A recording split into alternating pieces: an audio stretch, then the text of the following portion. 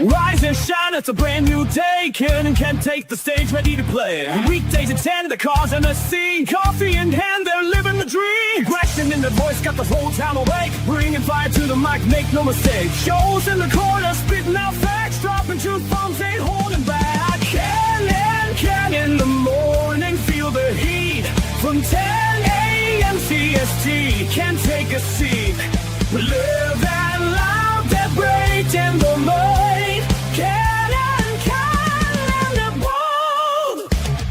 Light up your speakers, crank up the sound. They're talking about life upside down. Opinions exploding like a sonic blast. In the studio, they're built to last. With passion and grit, they engage and ignite. Every single week, they're a force can't fight. From sports to politics. This is a Huddle Sports Network broadcast. You can find us on Roku TV, Amazon Fire TV, Facebook, and of course YouTube. Get all your NFL news here first. And good morning, Fred. You know, I think I might rather be fishing today too. You know, it's a little chilly outside in Florida. I think we're in the 50s right now. It's football weather. Yeah, it's 51 degrees down here in Florida. It is football weather. Good morning, everyone. Hopefully we'll get a Joe here soon, maybe a Broski or a Woody. Ken is still out. We've got some family issues he's dealing with, so hopefully all will work out well and he'll be back soon. But we have a big game tonight. We got the Detroit Lions hosting, thank you, in a whiteout game. We're wearing the all whites today against the Dallas Cowgirls boys, one-star rating system, whatever you want to call them. Huge game, massive playoff implications. This is going to be a big one. And then we got that followed up by War Week in a couple divisions this weekend. There's some huge games. So a lot of good football to watch this week. I'm looking forward to it. How's that, Fred? Is that better? See, it's better when I move the mic towards me versus having it at the other end of the desk. Yeah. You know, look, man, I'm like 5 sips into my coffee. So we got the Lions at the ones with hosting the one-star rating system today. The Lions in the all whites. I'm looking forward to kind of seeing what that looks like. All these alternate uniforms this year, pretty cool. And then we got the big war weeks happening in the divisions, right? Bears, Packers, Steelers, Ravens, Jags, Texans. The Jags, Texans, or the Jags, Texans. Hey, when that happens. Jags, Texans. I don't know what the Jags is weekend. Jags, Texans, or Jags, Colts. I want to say Colts. Easy way to find out. Look it up. So hard to keep track. Yeah, it's Jags Colts. That's gonna be a good game. Bengals Bills will be good this weekend. Got some stinkers too, but yeah, some really good games this weekend. So, but tonight we got the Lions and the Cowboys. Lions, you know, they're saying now that St. Brown's day to day. He might play tonight. If he does not play, it's all gonna have to be on JMO. And oof, I'm not so sure about that. Here comes Joseph. Waiting for his device to connect.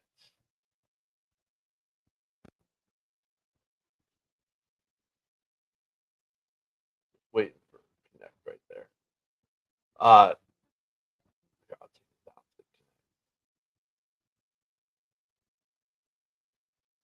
connect. What is with the internet this morning? I'm telling you. All right, give Joe's count there a second. So yeah, big game tonight. Lions fans, how do you feel? You know, I have not seen Mitch lately. Is Mitch okay, Fred? Have you seen Mitch around? I know, you know, he's a Lions fan that was like on all the shows, and all of a sudden he's disappeared. Do we need to do a health and welfare on Motown Mitch? He has not been around for a bit. Yeah, he kind of ghosted, man. Kind of ghosted. Joe, man, I can't get your phone to connect, man. You're not connecting.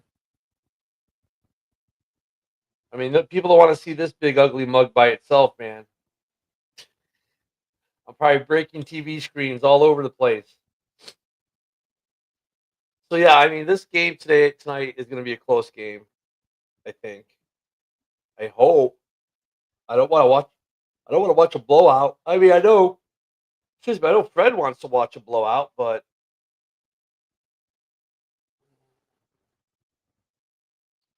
yeah, I haven't seen. He usually other here's Joe. He usually came in via Facebook, but yeah, I haven't seen him lately. Good morning, Joe. How you doing? What's up, dude? Oh, getting ready for a game tonight. Tonight's gonna be a good game. Yeah, I forgot who's playing. Lions and the Cowboys, and Oh, that's right. in Detroit, and Detroit's doing a whiteout, so they're wearing the all white uniform, white helmets tonight. Huh. Oh, this is a must-win game for both teams, Yes, it is. but only one of them can win. So this is gonna. This should be a dogfight. Yo, I mean, if you look at the Cowboys this year, um, they played the Bears pretty decently. I mean, the Bears won that game. That was their biggest margin of victory of the year. But initially, they played the Bears pretty decently. We saw a lot of trick plays in that game from Ben. Uh, for the Week 3 win that kind of started us on this journey. Um, but then they played the Packers really good, took them to overtime, right? Um, then they beat Philly. They beat Kansas City. We can tie, but a tie isn't good enough. No, it's not good enough. You can't have a. You don't want to have a tie, Fred. So Fred's like, look, he's nervous. He's like, we must win. We can win. I agree with him. They have to win. They can definitely win this game, but Detroit's. I don't know how to classify Detroit trending wise. It's easy for me to say, hey, the Bears are trending up, right? I mean, look at their last 10 games; they're 9-1. The Cowboys are trending up. If you look at their last couple victories, I don't know how to. Are the Lions trending up, trending down, treading water? Um, Tonight's game is like Joe versus Eric in an MMA fight. Well, that wouldn't be much of an MMA fight. I think Joe would kind of destroy Eric based on what I know of the two. So are you saying that one of these teams is going to destroy the other there, Steve? And Joe's in that in between period as he parks the truck and gets out of it, or his internet went down, or he's saying the handoff. Um, Man, I don't know how to classify the Lions, man. I really don't. Because at points this year, the Lions to me seemed like they were the best team in football. Like I've actually said it a couple times. Like, okay, Steve is saying the Cowboys will crush the Lions. Whoa. Um, there were a couple times this year I actually said like the Lions look like the best team in football, and then they would come out right after I said that and do just something like stupidly bad, right? And so I don't know how to classify the Lions this year. I mean, they're a good football team, that much we know. Are they trending up? Are they trending down? Are they just a bunch of dysfunction? Their offensive play calling has been terrible the last couple weeks. Uh, I mean, Ben Johnson, with Ben Johnson being gone, I get it. We knew. Stupid internet this morning. Yeah, I know. Okay, You know, Ivan my coming off my X says biggest the Lions. concern. Go ahead. Okay, I'm sorry. Yeah, Ivan off X says the Lions will win today by 6 points. And sneak into the NFC Championship. Whoa, that's a take. That's a Um, spicy meatball right there. Hello, Eric. How are you? Hopefully, you're doing well. My mind tells me that I don't know if the Lions have the firepower right now offensively to hang with them. Like, I know, JMO's great, like when he's on, and Gibbs is a beast, but it's like, Amon Ra's hurt. Like, you got a rookie Tesla, right? I mean, isn't Laporta hurt too? Or is Laporta back? What is out? Yeah. Laporta's out. That's what I'm saying. So you have no Laporta. You have no Amon Ra.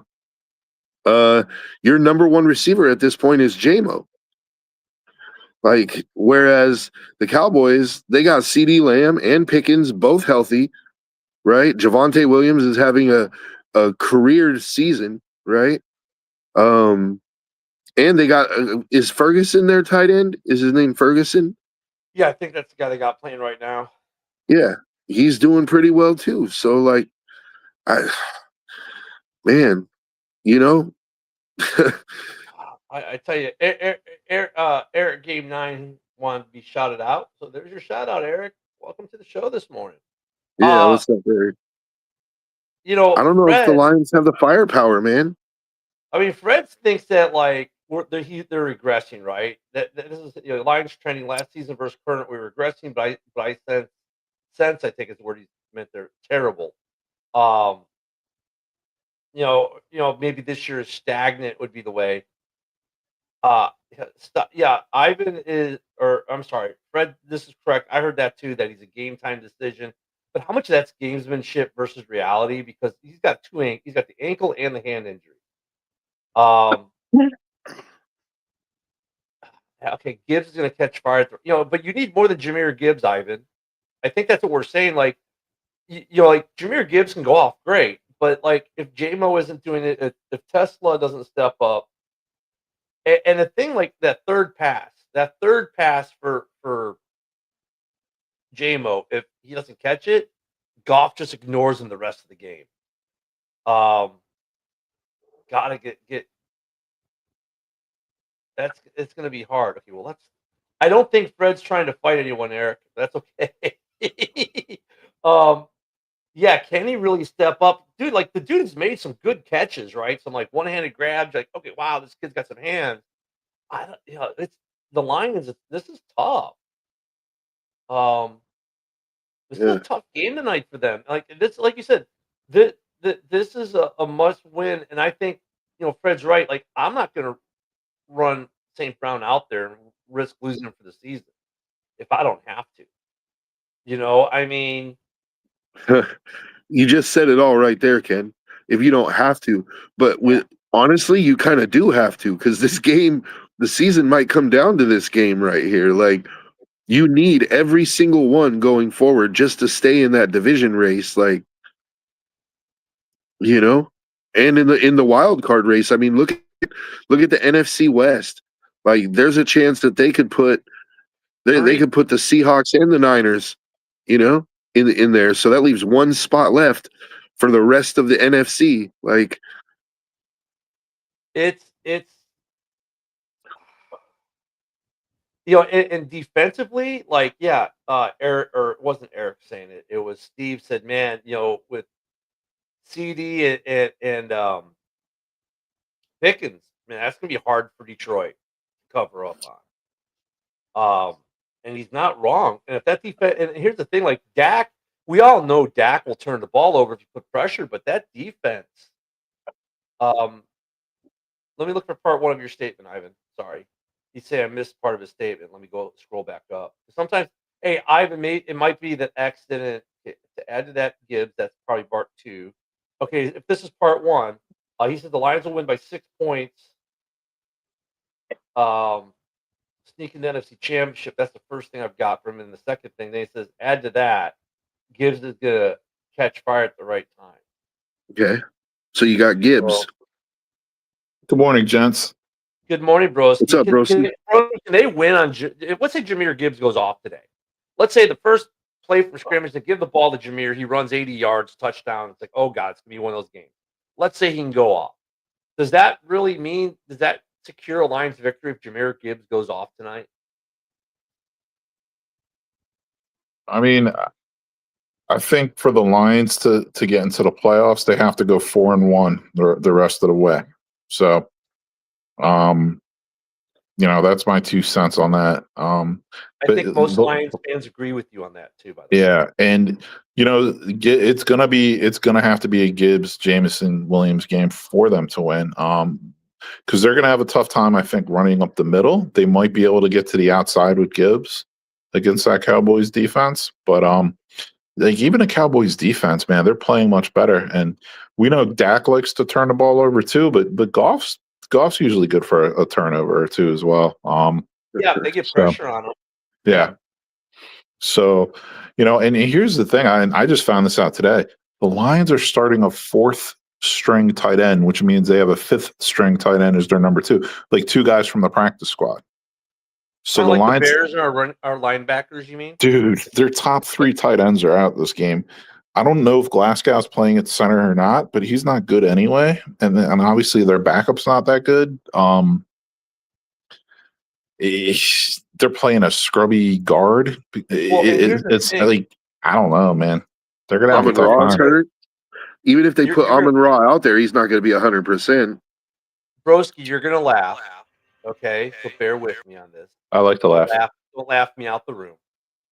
But hey, the Cowboys defensive coordinator, the one team he had a little bit of decent luck against last year, as a defense or even as a head coach, Eberflus. He knows the Hey, line. Ken, that's a good point. Ken, Eberflush has a lot of experience going against the Lions, doesn't he? Yeah. Yeah. And Good- while that's a he good didn't point. always beat the Lions, even with teams that were not nearly as good as the Lions, he made those games good. Yeah. Yeah. And let's not It's not Ben forget. Johnson calling plays anymore. It's the same Yeah. system, but it's not Ben Johnson calling plays anymore. So his level of opposition just went down. And let's not forget Eberflus's, I mean, right? Like he's Yeah. not going up against Ben Johnson as an offensive coordinator. He's going up against Johnny Morton as an offensive coordinator. No, he's not even Johnny Morton. Dan Campbell's calling the damn calls. Is he still calling the plays? Yeah, he's still calling the plays. Oh, okay. So he's going up against Dan Campbell, the play caller. Like, yeah. dude, it's. And let's not forget, like their tight end, the Cowboys tight end Ferguson. He's one of the better ones in the league now. He's I was good. just saying that Ferguson's their little coming on. running back combo they have in Dallas is good. They have their own version of slash and bash or whatever you want to call it. Broski, we knew offensively they were good because when we previewed the Bears Cowboys game way back in week 3, we knew that that was the thing. Like, hey, we need to watch out for their running game, and so we've known their offense was good. Now when we play them, Pickens was only his third game.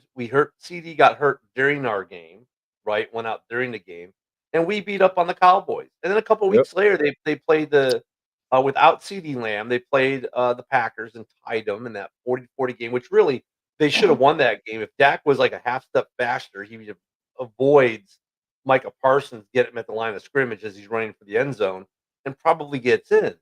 But shoulda, coulda, woulda, right? So I mean, we know they have a good offense. For the Cowboys this year, it's been their defense. But since they got the linebacker, what was that dude's name? I saw his name here. Yeah, Logan Wilson. Yes. Since they got him, and since they got Q, and now you've got with Kenny Smith in the middle there, which is they made the Micah Parsons trade. Why? For two reasons, right? If you listen to Jerry and believe him, one is they needed someone who was better on the run, and he's better on the run than Micah. Two, there was a financial aspect to it, right? They didn't want to tie up the Micah money that Micah eventually got in Dallas because they just really couldn't afford it to some degree. So they made some moves. Then they trade away some of the picks, and they get Q in there, and now they've got these guys in the middle. That Q also, the thing about Q is he gets sacks, but he's great on the run, especially when you got another guy with him. So that defense has vastly improved since we saw them in week 3. And Ken, let me add something to the Cowboys defense. So a player who Detroit cut at the beginning of last season, linebacker James Houston, he's come on strong for the Cowboys lately. He has like 4.5 sacks in like the last couple games for them. So he's going to be playing. He's going to have a hard on playing against the Lions. He's going to want to show them you shouldn't have cut me. Here's a good question, fellas. St. Brown, if he's playing it healthy or healthy-ish, St. Brown and Williams versus CD Lamb and Pickens, which duo is the toughest to handle? CD and Pickens. Yeah, and another thing too, like the Lions have Smurfs playing cornerback, literally. Like DJ Reed and Amik Robertson are like 5'8", 5'9", and they're going to be trying to cover these 6'3" receivers. Broski, there will be no Amik Robertson slander. All right, Amik Robertson is a good player, dude. As small as he is, that dude, he plays with heart, bro. He plays with heart, but I saw And Watkins on the he's an Packers just aggressive make him look tackler. like a little Smurf. I Yeah, mean, He's look, gonna have a long he's game. He's short. gonna have a long night tonight. That's all I'm saying. the He's only way you short. negate CD and Pickens is get to Dak a lot back and quick. Hutch has got to live. I think it was Fred. Correct me if I'm wrong. I think Fred, you said it. He needs to live up to his contract today. He needs to get to Dak and get to Dak quick. Right? They need that front to get to him quick and not give those long plays time to develop. They need to make Dallas a short passing team. A running short passing team tonight is what they need. If they let Dallas stretch the field offensively, Dallas is going to run. They're going to go up and down the field. I don't know if Detroit can match them in a shootout today. Like there are times this season, like I said, where I thought, like, dude, we all thought Detroit, wow, they look like the best team in the league right now. They look like they were last year's team. They're hitting on all cylinders. They had the run game, the pass game going.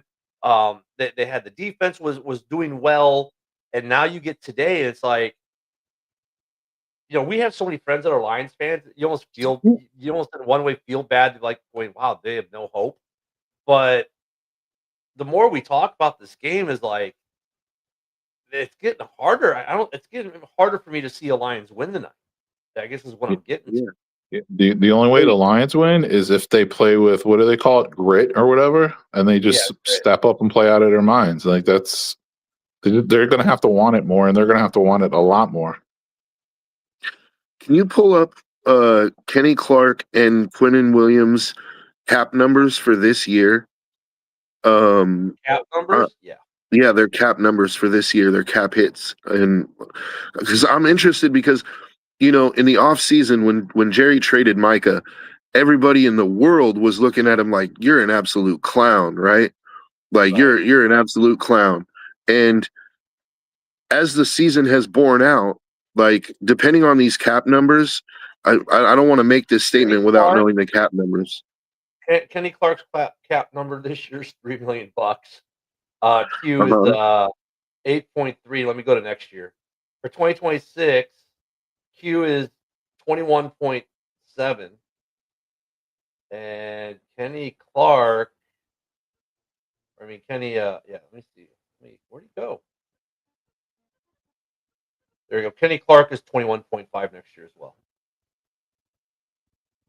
Okay, more Dak expensive, but Prescott, they could reach what, Dak? Ooh, they're negative $47 million next year as of right now. But Dak Prescott's cap number is $74 million. Let me see if they do a restructure on him. Yeah, if they do a restructure on him, they can save $30 million. They can save $20 million on a restructure with CD, 14 on a restructure with Q. Osa, however you say his name, is $12 million. Tyler Smith, they can save $17 million on a restructure. They can do $6 million on Deron Bland. They can do another 9.6 on Kenny Clark. So they've got a lot of restructure money available, so they'll get under the cap. But yeah, go ahead with your point.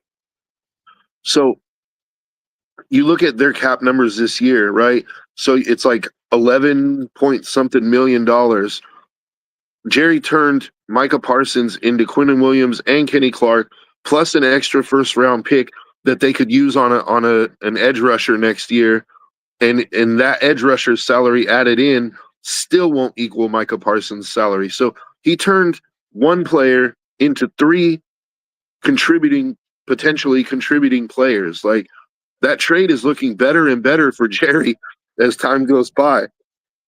Like, Yeah, I just wanted to point out that Jerry may not be the clown that everybody thought he was, including me. I thought he was an absolute clown too, but you know, I said, you know what though? I said the same. I've said the same thing over the last couple days since that trade, since the Q trade. Jerry looks smart now. We all clowned him. Everyone clowned him. Like, oh my god, you gave up Micah Parsons, and yeah, you got first round picks, so that's gonna be good for you. You got Kenny Clark. Okay, he's a good player, but he's no Micah Parsons, and you're gonna make the playoffs this year. And then he said, well, wait a second, guys, hold my beer. My offense is good. And the defense looked bad. Well, Eberflus' first season as defensive coordinator takes time for a new defense. Okay, fine. Then they go get Logan Wilson. Then they go get Q. And they still have that one of the draft picks left in the Parsons trade. And now, exactly, you're looking going, fuck, that dude might know what he's talking about. He might have had a clue. Honestly, it's called a trade for a reason. Like in theory, both teams you should both make out relatively within like a kind of range of each other that's kind of close. I Mhm. mean, And Parsons is elevating the Packers yep, defensive line and defense overall, and the Cowboys obviously, hey, they're making out pretty well from it as well. They had to do a little bit of extra work to do it. But my point with that was that if you look at just the cap numbers, right? Like if they restructure with Q and with Kenny oh Clark yeah, next year, like realistically, Jerry could have rebuilt his entire defensive line for Micah Parsons. pretty Like much. when you frame it like that, it's like, was trading Micah Parsons worth it? If you could build a competitive defensive line with what you would have paid him, absolutely. And Fred Yeah. makes a good point. Part of the thing was like they Marshawn Nealon, rest in peace. They were looking at him as a guy who was up and coming and could fill part of that void. Now, of course, we all know what happened to him. But that was part of the thinking at the time too. And so we can't forget, Nealon was an up and coming player that they had a lot of faith in as a player. Um, but you go back to Joe's argument, he might have been able to redo the entire defensive line for Micah Parsons. Yeah. And look at the Packers without Micah Parsons, dude. I think they have at least two. Now, Lions fans last night, well, they would have two more losses against the Lions. Okay, but I think they'd also lost. Look, without Micah Parsons, they don't beat the Cowboys or tie the Cowboys when they beat them. They actually would have lost to the Cowboys, I think, in that game. They might have 3 or 4 additional losses to what they have now. Losing both. I don't know if they would have lost week 1. I'm sorry, Lions fans. I don't think you were winning week 1. You were just so dysfunctional that week. I think even the Packers would have beat you without Micah Parsons. He wasn't really by the time he got his sacks, the game was already decided. And Micah didn't play that much, but they probably lose. Green Bay probably loses 2 or 3 more games without Micah Parsons in the lineup this year. Mm. So look at this is one of those trades. I agree. I don't think you're going to say Green Bay won the trade or the Cowboys won the trade, but when we started this off at the beginning, when they made the trade, everyone's like, "Oh my God, Dallas just got." Raped. Packer fans running around like we just like robbed them blind. We just like totally, you know. Um, but it hasn't worked out that way. Like both teams, dude, they're both in the hunt. I mean, the Packers are in a little bit of a better position right now to get in the playoffs. But given the other stuff that you had to do in Dallas with the new defense and everything else, Dallas was right in it. And I'll tell you what, Steve, one of the scariest teams in the NFC right now, honestly, if Dallas gets hot, if that defense keeps improving, and they get in the playoffs, I don't know if you want to play Dallas in the playoffs this year. Yeah, I they're mean, like Dak, very Bengals-ish of the yeah, past. You know how the Bengals would always get hot with Burrow at the end of the year, and you don't want to play them. That's like Dallas on the NFC. good question. Who made the better trade? Dallas trading Micah or Rams trading for Stafford and Detroit getting Goff? Okay, well, Too early to that's a say. hard that's a hard question. Like, look at I mean, obviously you want to stay right off the bat. The Rams, they won the Super Bowl right away. They won a ring with Stafford. He gets there, boom, they win a ring. Um, Stafford's MVP candidate this year. They're probably going to make the playoffs, right? If not win the Yep. Rams are division. the number 1 seed right now. Well, no, they're number 2 seed right now behind Oh, the are they? Bears. Oh, yeah, that's Yeah, right. yeah. I Come on, forgot. You get guys are Joe, come tied. on, Joe. You Joe, guys are what are we tied doing, in. Joe? You guys are tied in record. So I forgot. yeah, Like I didn't know you guys had the tiebreaker over them. yeah. We do for a conference record and for something else, but yeah, we do. Well, that's But awesome. that's it. I mean, I think Stafford. Look at. I think the Rams win that trade. If you want to say, I mean, look at the Lions did well by it too because they were able to get basically build the team they have right now based off Stafford, and they've been a very good football team with an NFC Championship appearance. Last year they dominated the NFL in the regular season. Of course, the playoff we know what happened against Washington. But Stafford wins that one. This Micah Parsons deal, it may just that one may be a wash. Right now, it's probably a wash. Green Bay has to win a Super Bowl for it to even be close. in my opinion. Like they got to win a Super Bowl with Micah Parsons to make that comparison with the Stafford trade even Yep, you're comparable, right dude. about that, Joe. I agree. That's why Number they did the one, trade. I mean, they number thought one, and Parsons would be the guy to put him over the top. number two, like with what I just said about the Cowboys using that Micah Parsons trade to rebuild pretty much their entire defensive line, it's hard to argue that the Cowboys didn't win that trade at this point. I mean, granted, like they still have to, they still have a draft pick from the Packers that they. If I was the Cowboys in the offseason and during the draft, I would trade that next year's pick and this year's pick and try to move up and get Ruben Bain from Miami. If they could get Ruben Bain, the pass rusher from Miami, like that's a pretty formidable defensive line with Kenny Clark, Quinnen Williams, and Ruben Bain. Like I would have to say at that point they win the trade. Yeah, and bear down, Mike. I mean, I agree with you. The Rams win the trade on the golf Stafford deal because they won the Super Bowl right off the bat. I think I said that. But I mean, it wasn't a complete fleecing, right? Because the Lions did get a lot out of that trade, and look at it. Without that trade, with the Lions, would we be?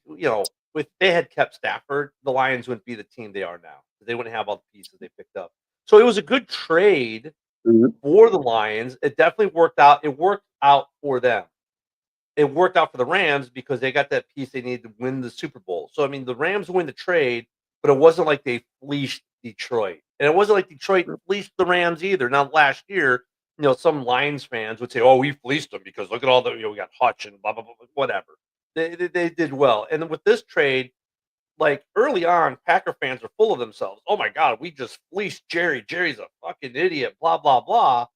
But dude, like yeah, Mhm. Packers are we'll get to that. We'll get to that tomorrow probably on this Packers Bears game. Um, but more to trying to keep the emphasis more on tonight's game. This Micah Parsons trade. Everyone's like, oh my God, Packer fans are like we fleeced them. A lot of NFL fans are like, yeah, you kind of fleeced them. I mean, you got Micah Parsons, and they got what? Some draft picks and Kenny Clark, and no one gave Kenny Clark his due. Packer fans, last year would have told you, hey, Kenny Clark's really good. But when they traded him, of course, he was a bum.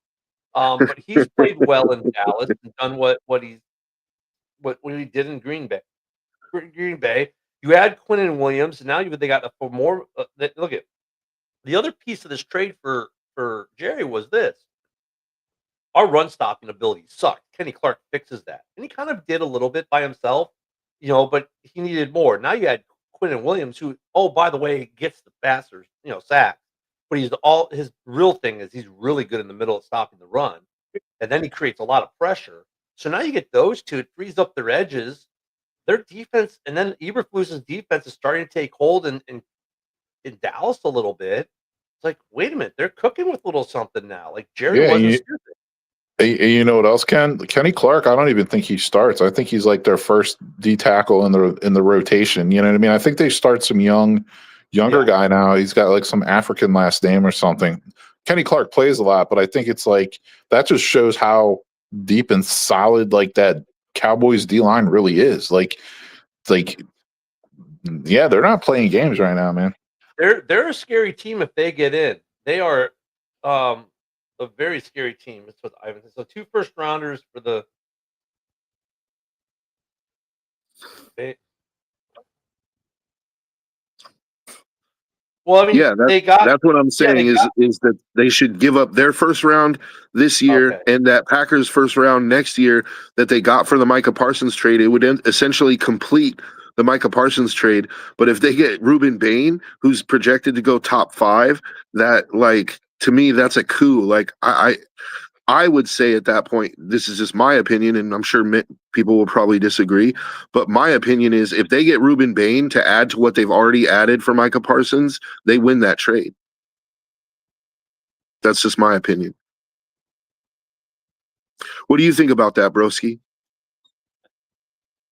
So I'm gonna just stay focused on Bain for now. I'm not sure he's really an NFL defensive end. I don't know. I'm gonna do a lot more research because I always do on the draft and draft picks and stuff. I think he's a little too slow to be a good edge rusher in the NFL, but I'm gonna have to look at that a little more closely. But what you're saying, like in theory, like I do understand.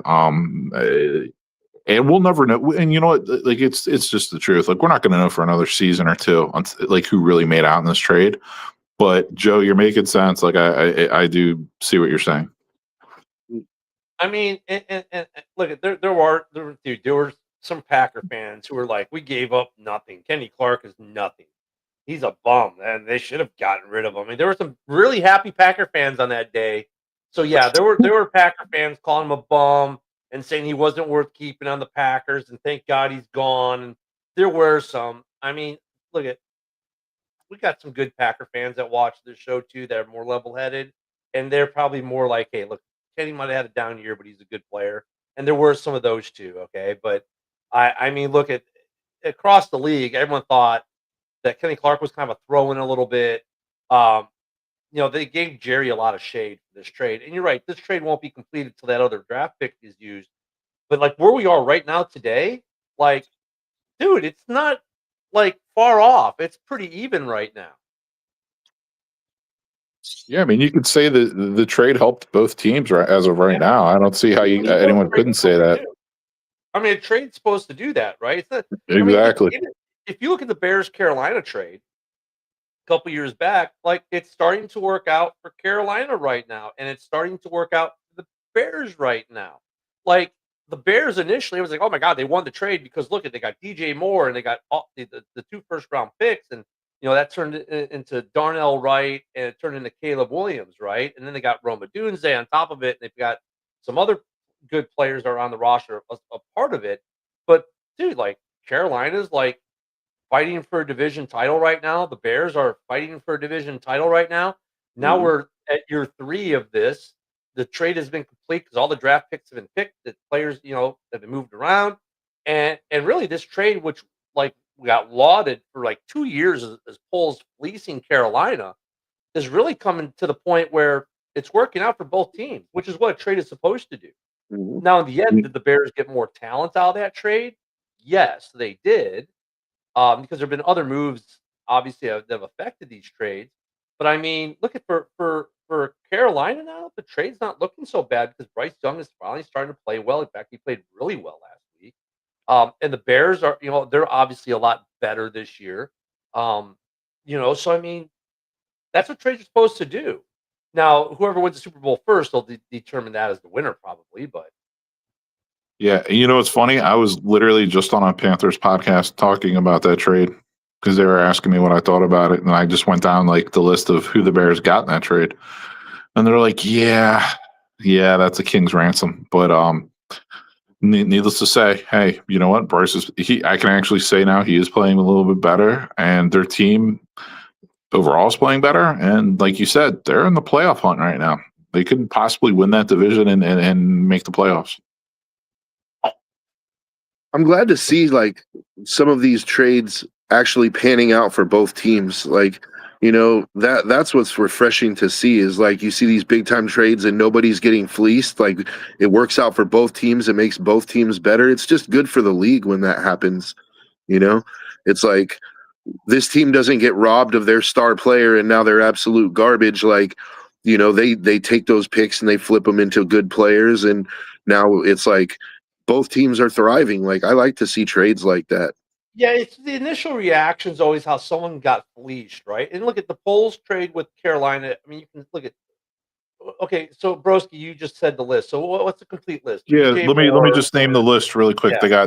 They got DJ Moore, they got Darnell Wright, they got Tyreek Stevenson, they got punter Torrey Taylor, they got Caleb Williams, and they got Luther Burden for Bryce. That's a really big haul, dude. That's really Yeah. big haul. And the thing is, it's working out for both teams in different ways. Yeah. I've been asked, what if he wants two firsts? I want with a third, fourth, and fifth, or some combination. I mean, you got to look at what the price is to move up in the draft. So if the Cowboys would say are picking 22, 23, 20, 25, whatever, somewhere in there, and they want to move up to say number 4, the price is probably going to be 2 first rounders and a fifth, 2 first rounders and a fourth, maybe. So it's like not when I say 2 first rounders, it's a flip and then next year's first rounder to move up, and that's probably it for to move up. Now, if they want to go all the way to number 1, okay, it's more expensive. But you got to look at what the price is to move up in the draft. So if you're looking just if the Cowboys just want to move up from wherever they are in the draft, let's say they're hovering around 20 and they want to move up to 4, it's probably like, flip this year's first, give them next year, the Packers first for next year, and then maybe like a second, maybe something like that would get you done to move up to the top 5 in the draft around the 20s. That's not about right, Joe? Yeah, maybe even less than a second, maybe like a third. Yeah. It just depends. Like, I think a second is definitely probably what they would ask for, but you might be able to finagle a third. And like, if you're the Cowboys, it just depends on, like Broski said, because Ruben Bain is kind of an intriguing prospect. Like, he's very highly touted, but as Broski said, he doesn't think that he's fast enough to be a successful edge. It just depends. Like, do the Cowboys believe he is? Yeah. Like, do they I see think something that we don't? twitchy is the word I was looking for. It's like a twitchy DN. You know what I mean? Yeah, like the bend, like a Miles Garrett Yeah. bend kind of. He doesn't have that elite bend or those elite twitch, fast twitch traits. That's a very valid point because to be a top 5 pick as a D end, like you gotta have those traits, man. If you're gonna pan Yeah. out, right? If you're gonna live Yeah, up to your draft spot. Yep. Hey, And that So- name that Steve dropped in the chat, Steve, thanks for doing that. That's the defensive tackle on the Cowboys I was trying to think of. Osa Aga Uga Baga or whatever his name is. Yeah, he's actually he's a monster. Hey, Fred's doing a little bit of this right now. Taking shots at the Vikings while they're down with the Neil Hunter trade. How'd that work out for them? Look at them. They had a lot. It worked out. You know what, though? It probably worked out okay for them. They've had a lot of injuries. They've got a really good edge rusher who's been hurt this year, unfortunately. But yeah, I mean, not all trades work out, but they're supposed to, right? I think, wouldn't it be something? Well, I mean, it can't happen, but not this year with the way they're set right now. But if you got a Packers Cowboys playoff game this year, that would be interesting to see how that pans out. The second meeting, after the tie. I mean, I don't know who wins that game. now. Ooh. Yeah. That would be, yeah, it would be more interesting. And my thing was like, just looking at the raw numbers, like the cap numbers and everything.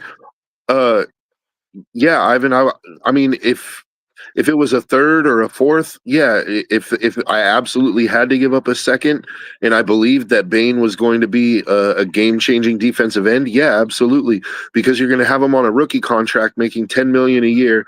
Then next year, you literally only need to restructure either Quinnen Williams or Kenny Clark, and you would have, for the same price that you would be paying Micah, you'd be paying Kenny Clark, Quinnen Williams, and Ruben Bain. So yeah, you turned one elite player into potentially 3. Well, I won't. I'll put them in different classes. Quinnen Williams, in my opinion, is an elite defensive tackle. Ruben Bain has the potential, allegedly, to be an elite defensive end, and then Kenny Clark is a serviceable to good defensive tackle. So you turned it into one good player and 2 potentially great players. So for Steve's question, was the Parsons trade the biggest trade of the year, or is there another one? And good morning, JB. I mean, Is that the biggest trade of the year? Is the Parsons trade? I mean, I would have to say yeah. For what they gave up, I think so. But I mean, Pickens I don't trade's know. big too. Sauce Gardner was a pretty big trade too, in my opinion. Like the Colts took on a huge contract. Like Sauce just signed that contract. They took on a huge contract and gave up 2 first-round picks for Sauce. So Yeah. I'm not saying it's the biggest trade in like how it's going to pan out for the Colts, but they just leveraged or they just put a lot of chips in the middle to go get Sauce Gardner. So to me, that's a huge trade too. So, JB brings up, Diggs we heard about last night being out. I mean, that helps Detroit tonight for sure. With the injuries that Detroit has, Dallas. What positions are those guys? Diggs is the corner. Guyton is.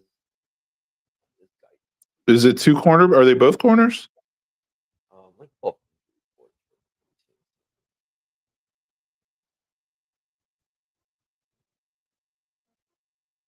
Who were the players? I saw Guyton. Diggs. Yeah, Diggs and Guyton. Guyton, isn't Guyton a wide receiver? I don't know. I thought Yeah, Guyton was like a I never third heard No, of he's wide an Guyton. receiver. offensive tackle. He's an Offensive offensive Okay. tackle. tackle. He's been ruled out. He's got a Okay. ankle injury. Diggs is out on IR. Well, they put him on IR. Diggs is a feast or famine corner anyway, though. He's either going to get a pick Yeah. or he's going to get torched. So Yeah. And One thing then the Cowboys have done Clowney, well also is they have built a nice O line. Clowney is questionable for tonight, and Malik Hooker, their safety, is also questionable.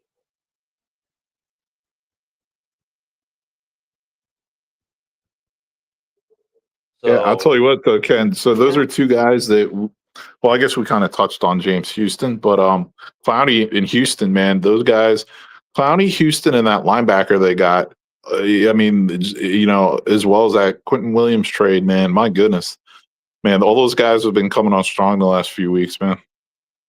now the Lions tonight out: Kirby Joseph, safety; Khalif Raven, wide receiver; Brock Wright, tight end; Shane Zalstra, tight end, out. Yeah, he's their third tight end. Yeah. Brian Branch is questionable. Taylor Decker is questionable. Glasgow, questionable. Sewell, questionable. St. oh, Brown, questionable. Yeah. I mean, Taylor Decker, I got to give that guy some credit. I have no idea how he's suiting up every week. I'm going out there, man. So, I He's got a mean, bad neck, a bad shoulder, a bad knee, a bad everything. Like, they're just shooting him up with Toradol and like, go make it happen, Captain. Like, you're not but kidding. yeah, dude, like that. I mean, that's what they do. They shoot you up with Toradol, and let me tell you, Toradol is some amazing shit, dude. Like So is Bolivian it's Flake. so, Toradol, like for pain, is incredible, dude. look at Guyton being out. We know where Hutch is going to go. He's going to be on the left side tonight because if they're all pro left tackle out, he's going to. That's where Hutch is going to be. So Hutch. Look at Hutch needs to get to Dak quick tonight. So if he can't get to Dak quick tonight with a backup left tackle in, right, then the Yeah. Lions will have issues. If he can get to Dak and make Dak uncomfortable, make Dak make bad throws, maybe throw a pick or two or fumble the ball on a strip sack or something, life might be okay for the Lions if their offense is humming along. If they can get, the running game going, which they've got the running game. If they can if St. Brown is in as either a distraction and makes a play or two, or is in as a distraction and makes it so other guys get easier receptions and that offense can move the ball. Detroit's got a chance tonight. So we're not saying Detroit does not have a chance, but it does not look good for Detroit just on the outside looking in a little bit. You're like, ooh, this is going to take. The Lions kind of put themselves in a position. This is a little bit of an uphill battle, and this is a must-win game for them. Yeah, and fun fact, and JB can check me on this, but the Lions defense has only had 4 sacks in the last 4 games. Dude, Hutch was like not good. All right, Fred. Good to see you, brother. Shout out, Fred. Yeah, we'll see you in the morning, of course. Tomorrow morning we'll be talking about what happens tonight. John's saying, well, Hutch hasn't been the same since he got paid, and maybe there's a little truth to that. But like last week, where was he? Against the Packers. I mean, this is going to be. He has to. See, I hate these kinds of things. I know what JB's going. I hate these kinds of stats because okay, great, they scored 351. 51 of those points was against the Bears in week 2 when the Bears couldn't even define the word defense. So Yeah. I mean, those are great stats. Don't get me wrong, but when I look at what's going on, I rather look at okay, what have the two teams done the last 3 or 4 weeks? Let's go more recent. Because like weeks 1, 2, 3, and 4 are so long ago. These teams are so different than they were, at the beginning of the year. Because if I went off the stats counting the very early part of the year, I'd be like, well, the Lions have a shot after week 1, right? And obviously, that week 1 was not indicative of what they are, because then they turned around like, wow, they're probably the best team in the NFL. So I don't. I get these season long stat kind of things, but it's like okay. both teams are 2-2 in the last 4 weeks, and for the Cowboys, man, their last 2 games were 2 very impressive wins. Whereas the Lions went 1-1. Um, Yeah, JB's overlooking the fact that Brad Holmes didn't do anything at the trade deadline again, and the Cowboys did, and that's the reason why the Cowboys are catching fire, and one of the reasons why the Lions are going in the other direction. I just, when I look at this game, I just don't think, based on the injury report, that the Lions have the firepower offensively to match up with the Cowboys. So yeah, Hutch is going to have to play out of his mind, I guess. But to me, it's the matchup of the game. To me, is how is the Lions secondary going to handle Pickens and Lamb? Like they're the ones to me that have to play out of their minds, dude. Like hey, wait, especially if Brian Branch is questionable, like that's a huge loss. hey, He hasn't been literally, playing that good this year anyway. hold on. Fred goes, stupid autocorrect. I said that I had to put the pads back on and head to Detroit. I might have a chance to get on the field. So he doesn't have to leave. He was saying, no, he needs to go to Detroit with the pads on because he might actually get some game time with the way the injury report is. Branch played all right last Fred's week gonna be against playing Kansas some City. blocking tight end. He's gonna be a blocking tight end. Yeah. Branch played all right last week against Kansas City. Like maybe he's not having a career year, but my point is, to me, the matchup that, like, I think the Lions have to really play out of their minds in their secondary just to be able to keep Lamb and Pickens from both having 100-yard games, dude. Look, at the line right now is 3, which is the home team. You get 3 just for being the home team. So basically, even Vegas, and I hate the Vegas odds, especially when it comes to any NFC North team because they're always off. But I mean, Oh yeah, let's talk about that. At this point of the year, if you're questionable, 90% of the time they play. This is true because look at the Bears injury report. I think all those guys are going to play at this point of the year. Everyone's nicked up and questionable. But I mean, this is a harder game for the Lions, and I think a lot of Lions fans care to admit or would like to admit because you looked early in the season, you're like, okay, the Cowboys, after the trade, they suck and this, that, and yeah, but we all like, go, ha ha, Packers, you tied them after the Bears destroyed them. But you look at what Dallas has done since the trading deadline, and what the Lions have not done, and then Exactly. the injury reports and stuff like that. I mean, look at if St. Brown plays, St. Brown is not St. Brown. You know what I mean by that? Like he's going to be on the field. He's going to create double teams. You have to respect him. But dude, he's got an injured hand, which was already bugging him. Now he's got a bad ankle, so they're going to tape the fuck out of that. But he's battling 2 injuries. He's not going to make all those great plays that he normally makes. He still may make a good play or 2, but he's not. He's diminished, and that offense is diminished. No Laporta diminishes them. Sewell is questionable, right? Like yeah, Sewell already wasn't having a season like he had last year, and that's healthy. So now he's questionable, which means he's going to play, but he's going to be diminished as well, in my opinion, right? Like Joe, you're right. They're both their tackles have been banged up since about week 3. And look, I think that's where St. Brown is going to be very effective, is using him as a decoy. And then you better hope that JMO has a good game. Because if JMO on that third pass drops it or whatever, runs the wrong route, and then it's like, oh, I'm just going to ignore JMO like Goff tends to do. If JMO's third play is trash, then crap. Then now it's like, okay, now he's going to focus on Tesla, which Lions fans may actually like that because you can show out this kid's a good receiver. But like I said, this is a game that I think the Lions fans, even the most diehard ones like JB, are very concerned about because they've put themselves in a bad position with the way this season has gone. And this is not going to be an easy game at all. And it's a game that they very well could lose at home tonight. And I hate to say this, but being for the first time in 3 years that they lose back-to-back games. It could happen tonight.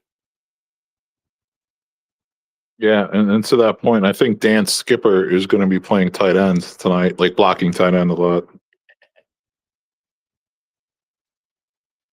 Oh, that was stupid. What did I say? Oh, yeah. Yeah, Branch, I don't know. I made a mistake. I said Branch played good against Kansas City last week, but they played the Packers, it was the Cowboys that played the Chiefs. But I didn't think Branch played that bad last week. But again, being questionable is it means he's diminished, and I that's mean, but another like if thing Pickens is is like, diminished, okay, maybe that washes out a little bit. But dude, I'm telling you what, the keys for success tonight for the Lions is Hutch. Defensively, it's Hutch. With them having a backup left tackle in, he's got to get to Dak and make Dak make bad decisions Yep, quick and fast. If absolutely. they are giving Dak time, I don't care how strained the knee is. He's still got CD. He's still got a good tight end. They still got a good running game. If they are not getting pressure on Dak and they give Dak time, Dak is going to cook. And yeah, conversely, look at the Cowboys defense that we've been lauding them a little bit, but if they give Goff time, I don't care that Dan Campbell's playing the calls. Dan Campbell's play calling really isn't horrendous until it gets to be fourth down, but they do move the ball. If they give Goff time, then they can move the ball. Also, we got a shootout in Detroit tonight. But just the thing that's like the fact that we're even having this discussion about how this is not going to be an easy game for Detroit, how they are in real danger of losing back-to-back games for the first time in 3 years, is very telling of how their season has gone in Detroit. They are not what they were. They're having some dysfunctionality in their offensive play calling. They're having injury issues again this year. And the Broski's point, Brad Holmes did nothing at the trade deadline. Now, I've pushed back on that argument some, saying, well, look, if there was nothing for them to do at the positions they needed, there was nothing for Brad Holmes to go get. And I still stand by that, because like going to go get another left tackle, if there isn't another left tackle worth paying for just to go get a left tackle, I wouldn't do it either. Um, and Broski just had a work call. So, I mean, I get that, but Broski's not wrong. They didn't make any moves. hmm They did not make any yeah. moves. Dorn is saying Cowboys by double digits. Wow. JB's in the studio. 'Cause remember, JB follows us right after this show.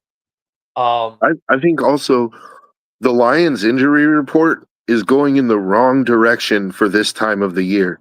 Like, you want right now is when you want to start getting healthy and getting like ready for December football, right? And it right. seems like the Lions injury report is like getting lengthier every week, and that's not a good sign. Like, that's not good, you know. It's like, yeah, I mean, your guys are playing. They're questionable, but they're playing, but they're diminished. And every week that you trot them out there to play hurt, they're not getting healthy. Like, and you can't I don't rest them want at this point because you need every win that you can get. I don't want to rule the Lions out tonight because the Lions, I think, are going to play hard. Dan Yeah, Campbell is a great motivator. Um, this is just a lot tougher game than it should be for the Lions. yeah, and I'm not trying to act like the Lions have no chance. Like I said, I don't think that they have the firepower right now. Like, if the Lions were healthy, like, that would be a phenomenal game. If Amon Ra is completely healthy and they got Laporta against that Cowboys offense, that would be an absolute dogfight, And look, right? they've still got a great running game, and I don't want to, look at Gibbs and Monty. That's still Yeah, something that Dallas has, and even with Q and Clark, look at they're not the end all. They're going to get beat too. If Jameer Gibbs goes off tonight, if Detroit can establish that running game and run at will, then Detroit will get a nice convincing win, possibly. But yeah, they're just the gonna have fact that to. we're having this discussion today tells me, wow, the Lions really they got some work to do this offseason. They need to fix a few things. They're still a very good team, don't get me wrong. But if they lose this game, their playoff chances really just took a massive hit. hmm And that's gonna make week 18 against the Bears really mean something, which is great for the NFL. This is what the NFL wants. Jameer Gibbs is gonna have to have a career game tonight. I don't know if he's gonna have to have a career game, but he's gonna have to have a really good game. And guys, we're gonna talk about the results of tonight tomorrow. Joe and I will be back. Ken is probably still gonna be out. We won't see Ken probably till Monday. Hope Ken that everything's going well over there. Yeah, So we'll talk about the game tonight's game tomorrow, and then we'll have the preview of the weekend, which has got some big games: Bears, Packers, Ravens, Steelers, Jags, Colts. There's some big games. Yeah. Look, we're looking the chops. This is gonna be a good weekend. So everyone enjoy your Thursday. Stay warm out there. I know some of you are getting snow, it's getting cold. Hell, it's even cold down here in Florida. So everyone have a great day. JB is next for Joe and myself. Thank you. And Broski, thanks for being with us today, and we'll see you tomorrow morning. Have a great day, everyone.